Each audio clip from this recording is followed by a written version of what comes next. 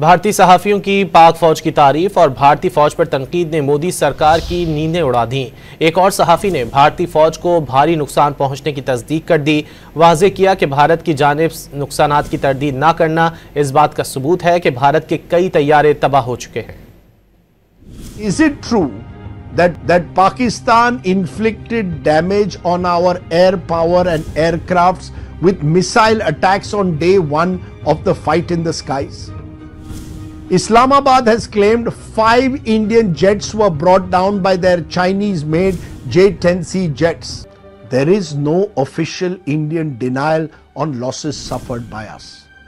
After checking and cross-checking with multiple sources, I can confirm that we did lose aircraft in combat.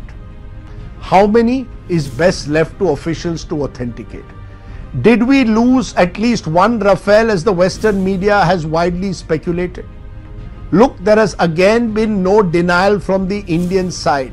And in the absence of a denial and based again on multiple source information, yes, one Rafale was lost in the fight.